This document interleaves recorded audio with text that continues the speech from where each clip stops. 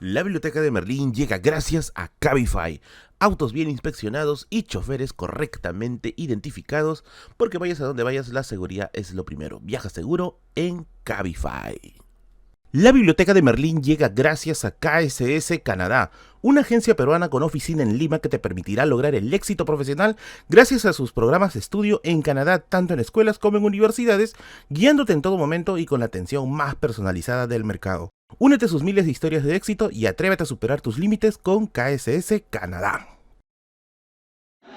¿Cuántos de ustedes me han pedido videos acerca de historia de la comida peruana? Y sí, en este canal hemos hecho videos acerca de la historia del chaufa, videos acerca de la historia del ceviche, videos acerca de la comida del virreinato, del incanato, etc. Pero creo que nunca he hecho un video acerca de el caldo de gallina. Y es que sí, el caldo de gallina es más antiguo de lo que nosotros creemos. Y dije, bueno, si voy a grabar un video de caldo de gallina, tengo que venir aquí a la meca del caldo de gallina, que es en Caldos Doris, que gracias a ellos, miren, está este riquísimo caldo de gallina que tenemos aquí. Tenemos también presas completas, presas separadas, su limoncito, su rocoto, su canchita, sus finas hierbas para poder matizar acá. Y es que hoy día vamos a probar el caldo de aquí y les voy a contar de paso la historia del caldo de gallina, que como les digo es muy pero muy interesante y sumamente apasionante, y todo obviamente también con sus riquísimas yuquitas para acompañar. Así que yo soy Merlín, atrás de la cámara está Bigotes ahí comiendo su caldo de gallina junto con el cocinero, y esto es la biblioteca de Merlín explicándote cuáles son los orígenes del caldo de gallina y cómo llegó hasta nuestros días gracias a Caldos Doris.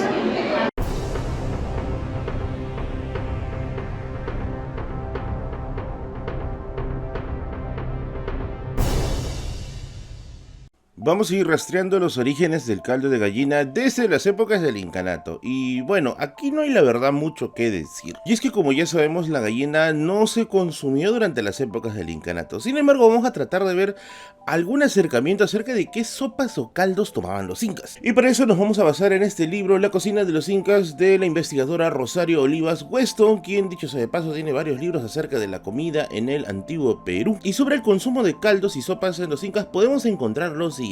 En primer lugar, los incas consumían muy poco el tema de la carne, no era muy común comer carne. De hecho, su consumo se reducía principalmente a épocas de fiestas o épocas de banquetes. Y esto era principalmente del consumo de la carne seca, no tanto de la carne fresca como nos la imaginamos. Ahora, una situación distinta pasa con las faenas comunales, ya que se dice que allí sí el consumo de carne era mucho más elevado. Y es que, por ejemplo, se menciona de que el consumo de carne para faenas que sí eran demasiado extenuantes, sí era cada 4 días. Sin embargo, vamos ya a los orígenes de la gallina en el Perú, y para eso vamos a utilizar otro libro de Rosario Olivas Weston, que es el de la cocina en el virreinato. Aquí se mencionan muchos datos acerca de la historia de la comida y se rompe incluso algunos mitos, por lo que recomiendo mucho este libro de aquí. Se dice que en el siglo XVI llegaron las gallinas junto con Francisco Pizarro, y es que sí, este animalito que se va a volver tan popular después en el caldo va a llegar aquí junto con los primeros expediciones españolas. Y es que se dice que nada más después de la primera expedición la gallina comenzó a reproducirse enormemente aquí en América. Ahora, otra cosa que también se menciona es que la gallina incluso se utilizaba como una suerte de moneda, ya que se le tenía que pagar al cabildo en gallinas anualmente. Y no solamente era un tema de españoles, sino también los indígenas tenían que pagar en gallinas a los encomenderos e incluso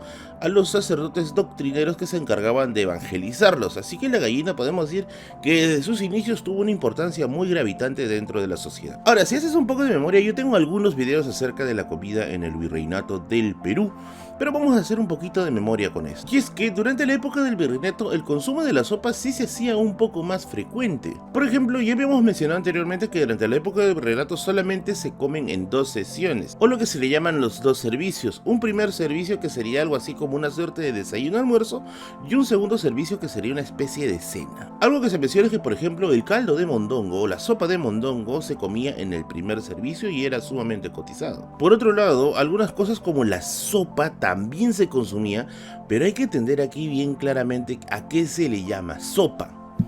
Y es que, según palabras de Rosario Olivas Weston, la sopa es algo así como una suerte de pan remojado en algún tipo de salsa comestible. Ahí, por ejemplo, se menciona el consumo de la sopa verde, lo que hoy en día podría ser probablemente el famoso caldo verde, o incluso una sopa de miel. Nuevamente, no te asustes, la sopa en esos tiempos se le llamaba al pancito remojado en algún tipo de líquido comestible. Para la comida o la cena, o lo que sería ese segundo servicio de 4 a 5 de la tarde, comenzaba otro festín en la que van a haber varios platos, pero vamos a resaltar saltar aquellos del tipo que son sopa o caldo. Y es que aquí entra en acción, por ejemplo, el sancochado, que yo creo que todos lo conocemos, el puchero, que también se vuelve muy famoso y se toma como una especie de caldito aparte, y también el chupe, que por ahí también se menciona que sus orígenes podrían ser incaicos. Llegado el siglo XIX comienzan los periodos de migración extranjera al Perú, y para eso vamos a utilizar uno de los tomos de la enciclopedia temática, específicamente el tomo 16, en el que se habla acerca de la comida en diversas épocas de la historia del Perú, pero vamos a tomar la parte de la comida republicana. Y es que para el siglo XVI la migración italiana, que es la que nos interesa para este caso, va a añadir un nuevo tipo de sopa al menú. Esta sopa es conocida con el nombre de minestrone, pero después evidentemente para la evolución en castellano va a ser llamado el famoso menestrón, que dicho sea de paso es una de mis sopas favoritas, que es una sopa muy concentrada, especialmente con albahaca. Ahora, es en el siglo XIX donde encontramos los primeros orígenes o las primeras noticias del caldo de gallina. Por ejemplo, Manuel Asensio Segura escribe de que ya por esas épocas habían rumores o habían noticias de que existía el caldo. Específicamente en sus poemarios del siglo XIX se menciona la existencia de un caldo de gallina. Para 1858 de este mismo autor, se sabe que uno de sus poemarios hace popular una frase que hoy día se utiliza bastante en diversos contextos. ¿Has escuchado alguna vez la frase gallina vieja da buen caldo? Pues él popularizó en cierto punto esta frase, ya que él dijo gallina vieja se sabe que hace un buen caldo. Sin embargo, también es notorio que tradicionalistas también mencionan el caldo de gallina. Ese es el caso, por ejemplo, del famosísimo Ricardo Palma, quien en 1877, en su libro Verbos y Gerundios, también menciona la aparición del caldo de gallina dentro de ello. Ahora, evidentemente para el siglo XIX el caldo de gallina al parecer ya es un plato muy pero muy fundido dentro de las costumbres limeñas de la época. Sin embargo, y esto lo hemos aprendido en todos los videos de comida del Perú, algo que va a hacer que el tema de la comida cambie radicalmente son las oleadas migratorias del campo a la ciudad. Y es que si revisamos los videos anteriores de la historia del chaufa, de la historia del pollo a la brasa o la historia del ceviche, vamos a encontrar que la migración va a cambiar toda la dinámica de la comida del momento. Y es que para no hacerte mucho spoiler de videos anteriores también, desde la década de los años 20, los 50 y los 80 van a comenzar oleadas migratorias que van a salir del campo y van a buscar oportunidades en la ciudad.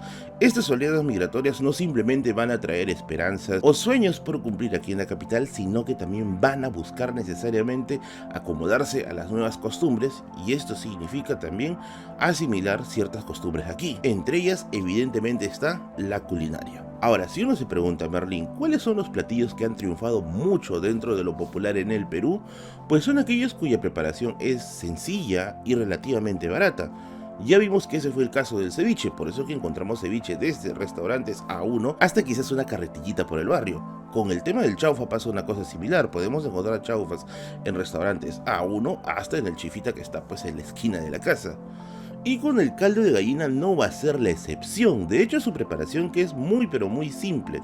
Y no por ello sencilla, ya que un buen caldo de gallina, como el de Caldos Doris, requiere una preparación muy pero muy virtuosa, va a hacer de que ese platillo se comience a popularizar en diversos sectores sociales. Y es que las primeras noticias ya del caldo de gallina como tal, popularizado dentro de la ciudad, las tenemos en la década de los 50 del siglo XX. En un artículo escrito para La República el 3 de noviembre del año 2022, se menciona que aproximadamente en la década de los 50 se empezó a ver muy popularmente este caldo de gallina dentro del famoso mercado mayorista de la Victoria, lo que hoy llamamos La Parada. Y el consumo del caldo no solamente era de los comensales quienes iban allí a comer, sino también propiamente de la gente que trabajaba en el mercado, como podía ser quizá el caso de estibadores o incluso ambulantes. Y es que más adelante, con la expansión de Lima, también se va a expandir la culinaria hacia lugares ya no tan centralizados. ¿Te acuerdas de la famosa carpita fosforescente de tu barrio? Adivina qué platillos encontrabas ahí adentro. ¿No encontrabas el caldo de gallina y el chaufa? Y es que aquí se cumple la dinámica que habíamos mencionado en videos anteriores. Platos sencillos, de muy agradable gusto y sobre todo gran acogida popular, pues es fijo que va a estar en algún lugar donde las condiciones de vida quizás sean un poco más duras, pero no por ello lo necesariamente ajenas al buen gusto del comer. Y es así que el caldo de gallina llega hasta nuestros días, que pasa de ser un potaje que quizás se pudo haber hecho desde las épocas del virreinato, a algo que hoy en día ya está prácticamente en todos lados dentro de nuestra vida social. Quiero cerrar este video citando un libro de Pedro Pablo Copa. La cocina de acogida de Pedro Pablo Copa menciona lo siguiente, que la comida no es simplemente un mero gusto de la persona con respecto a alimentarse, sino también es una evidencia acerca de la historia de las mismas, ya que el restaurante o el lugar donde se va a comer el platillo de degustar, que puede ser un chifa, que puede ser una pollería, o puede ser el caldo de gallina, es un lugar de sociabilidad donde personas de los mismos sectores sociales comienzan a confraternizar en un espacio común. Y es que Copa pone un caso muy interesante, como debió ser el caso de los primeros migrantes que llegaban al Perú, muchos de ellos con costumbres incluso distintas entre sí, y que probablemente su primer espacio de sociabilidad habrán sido los primeros restaurantes, donde la comida regional se fusionaba con la comida local de la capital. Y es que bueno, ya sabemos que hoy en día el caldo de gallina es prácticamente uno de los platillos más consumidos del peruano, y que vemos que tiene un trasfondo social interesante. Para más información, ya sabes, todos estos libros los puedes encontrar en el fondo editorial de la Universidad San Martín de Porres. Ahora sí, vamos a los resultados del tremendo caldo de gallina que llegó aquí gracias a mis amigos de Caldos Doris. Este video llega gracias a la librería Solo para Fumadores. El libro que buscas está allí. Libros de historia, sociología, antropología, historia, literatura y más. Todos esos libros que siempre has querido para tu colección, para tu tesis, para tu trabajo de investigación o para tu lectura personal o quizá para un regalo, lo encuentras allí. En Girón Camarán 936, a 1,5 cuadras de la Plaza San Martín. Ya sabes, Solo para Fumadores está allí con todas las novedades editoriales, con todo lo último en publicaciones, y visítalos y checa todas sus redes sociales que tienen cosas muy pero muy buenas. Y hasta aquí nada más el video del día de hoy. Y cuéntame qué tal te pareció, qué te parecen los orígenes del caldo de gallina. ¿Te gustó, no te gustó? Es una de tus comidas favoritas, pero lo que yo sí te voy a decir es que este caldo está bravazo. De verdad, tienes que venir aquí a Caldos Doris. Te voy a estar dejando la dirección de esos locales aquí abajo en la descripción. Y bueno, vamos a una valoración justa. El caldo está, de verdad, y no lo exagero, 10 de 10. Un sabor prácticamente tridimensional que se expande por la boca. Creo que es gracias al guión y a la papa que le da una consistencia perfecta. La carne, por si no te gusta que esté ahí todo en un solo trozo, también te la pueden partir. Es una experiencia completa. Y bueno, ya sabes, ya puedes pedir tu rico caldo de Doris mientras estás viendo este video. No te olvides que si quieres muebles de calidad, puedes contactar a mis amigos de Muebles Andira, que te va a estar apareciendo aquí en la parte de abajo del banner de su emprendimiento. También recuerda que Carlos Levin hace posible que la música del canal esté aquí a disposición de ustedes. Y también Aaron, el usuario, que es el animador del canal. Asimismo, no te olvides que los días jueves y domingo tenemos stream de 8 a 10 de la noche. Y si quieres convertirte en mecenas del canal, aquí te dejo los enlaces para que puedas hacerlo. Yo soy Berlín y conmigo será ya hasta la próxima oportunidad. Disfruten su rico caldo Doris y nos vemos.